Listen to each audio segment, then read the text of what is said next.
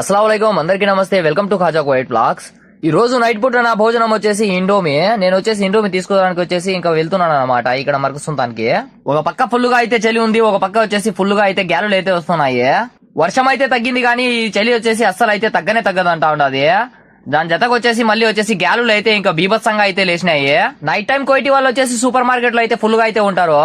లోపలికి అయితే నేనైతే ఎంట్రీ అయితే అయిపోయాను. ఇక్కడ వచ్చేసి మనకైతే ఇంకా ఈ ఇండోమి వచ్చేసి చికెన్ అయితే ఇంకా 2 అయితే తీసుకుని అయితే వెళ్ళిపోతున్నాను. నైట్ టైం నాకు ఎక్కువగా ఆకిలేస్తే నేను వచ్చేసి ఇండోమిలు అయితే ఇలాగైతే తీసుకుని అయితే వెళ్ళిపోతూ ఉంటాను. ఎందుకు అంటే మనకైతే ఇంకా ఆకిలికి అయితే ఇంకా కొద్దిగా ఇంకా సపోర్ట్ అయితే చేస్తుంది. ఇండోమిల్ చేతిలో పెట్టుకుని ఇంకా మనం వచ్చేసి క్యాష్ దగ్గరికి అయితే వెళ్ళిపోయాము. ఈ 2 ఇండోమిలు ఒక పెప్సీ అయితే నేను వచ్చేసి ఇక్కడ అయితే పే చేసి బయటకు అయితే వచ్చేసాను గాయస్. 2 ఇండోమిలు ఒక పెప్సీ మన ఇండియా రేట్ వచ్చేసి 265 రూపాయలు అయితే పడింది నాకు.